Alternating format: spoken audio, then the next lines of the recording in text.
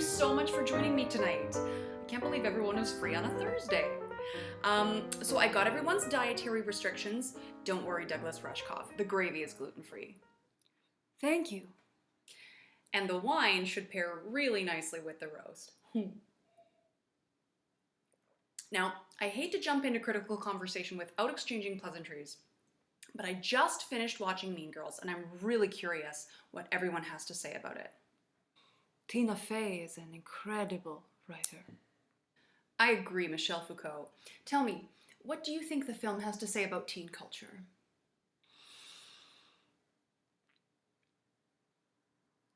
I believe this film perfectly encapsulates the notion of discourse, the way speech and writing and other ways of social communication work in conjunction with specific structures and institutions to shape the social reality. There is a very specific discourse at North Shore High School, one which Katie must adopt if she wants to survive, no? And it is presented in forms of dress, general appearance, romantic relationships, and speech. We see Regina George policing Gretchen's vocabulary, but we also see Janice Ian living by a specific set of unspoken rules. It is discourse, no? It is discourse, yes, Michel Foucault. In a pedagogical sense, we could also label this form of discourse as a hidden curriculum. What is taught in the classroom is arguably only half of the knowledge a student at North Shore High needs to succeed. That's an excellent point, Henry Giraud. You know, I just read your article on youth and the challenge of pedagogy. Took me a solid 4 days, but I finished it. And I think I understand like 3/4 of what you said. I'm not sure if that's a compliment. It's not. But I think a lot of what you said in the article could be applied to this film. Now, you separated black youth culture and white youth culture as it is portrayed in the media, and I can understand why. But Mean Girls explores themes of violence in white female youth. I'm curious about your thoughts on this. Well, you have to understand, I wrote that article in 1993. Youth culture has evolved significantly since that time. Themes of apathy, laziness, and disregard for any form of ambition were prevalent in the media portrayals of teen culture back then. Since the early 2000s, we've seen a rise in this form of viciousness among young women. I believe Mean Girls does an excellent job of portraying teen culture, and it is a film packed with good intentions to draw awareness to serious issues.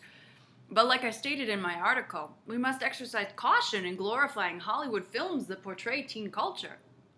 Right, because to quote, well, you, the effects are seen as the cause. So Hollywood produces a narrative that explores the condition of youth, but it doesn't look at what caused that condition. Things like fragmentation caused by media, the economy, and racism and racialized stereotypes. Exactly. I would argue Mean Girls kind of explores the causation of teen behavior. I mean, in the beginning of the film, Katie is upset because she has no friends. She's been thrown into this new culture, essentially. And friendship is an important part of teenage life, of any life. And you can see the chain of events that leads to her poor decisions. In fact, this film is all about causation. Even the poor parenting style chosen by Regina's mom has an effect on the kind of person Regina George is. Causation of events, yes, but not causation of condition. Why is being gay so detrimental in this film? Why are youth and beauty so coveted? Janice Ian learns her teacher has to bartend to make ends meet and comments on how bleak the future is. What are the social and economical conditions that created this future? That's really deep. These are the questions educators need to critically evaluate when engaging with popular culture objects of study. I love how you called television the unifying fiction of national citizenship and identity. Actually, that was Michael Dyson. But he makes a good point. Mediums such as television work to perpetuate racial stereotypes under the guise of empowering racial minorities. If I could weigh in here. Absolutely, Marshall McLuhan. This is a perfect example of how technology has changed the way we behave. It is impossible to understand social and cultural changes without a knowledge of the workings of any media. I think this is similar to what I got from Giraud's article. It's kind of cyclical. Hollywood tries to make a comment on youth culture, and in doing so, it is reappropriated by youth to further cement that stereotype. Yes, well, I said it first.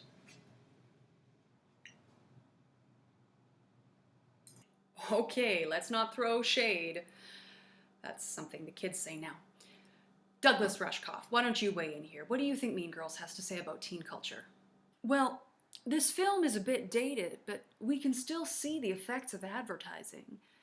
Everyone in the school cafeteria drinks Coca-Cola products. Cell phones are a symbol of status, as are brand names like Fendi and Lexus. In one scene, there's a coupon for Roots in Katie's family home. This is a perfect example of brand identification. Katie's family are supposed to be down-to-earth, educated people who exemplify the brand of Roots.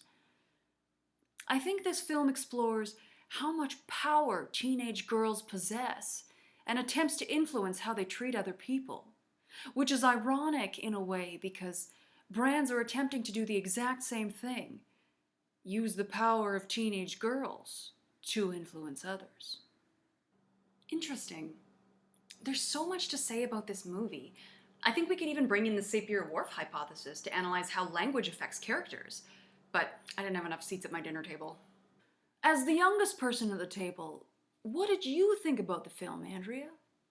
I love this movie. It came out when I was in high school, and I remember feeling very excited because I think the main message nails it. Young girls treat each other terribly. Even some older girls treat each other terribly. We need to be able to navigate difficult relationships, but some of us don't have the skills to do that, and that's where educators come in. This movie also portrays a really relatable situation to young people, feeling like everybody hates you. I know I felt this way after making some bad decisions in high school, and watching Katie clean up her mess and get through it is really relatable. I think this film is an incredible educational opportunity, but after reading Giraud, I realized it only does half the work. We need to teach kids the life skills to be able to engage in healthy relationships, but we also need to make them aware of the causes of these unhealthy attitudes. And Doug, I think that's a really big part of the influence that media and brands have on young people. The world has changed a lot since this movie came out, and kids today have to navigate a fractured, compartmentalized, individualized society that's even more extreme than it was in 2004. I struggle with this as an adult. I can't imagine how hard it would be as a teenager. But I guess if there's one thing I've learned from Mean Girls, it's that talking about uncomfortable things is the only way to solve them. So while I may not have the answers to how to deal with all the components of this 21st century world, I'm going to try and engage in a dialogue with my students about it. Ugh, Frank Taylor is texting me. Nobody tell him we hung out tonight. I won't. It's like, why do you want to keep everyone stuck in the past, Taylor? Because he was 20 pounds thinner and did not have a bald spot. Burn, Michel Foucault.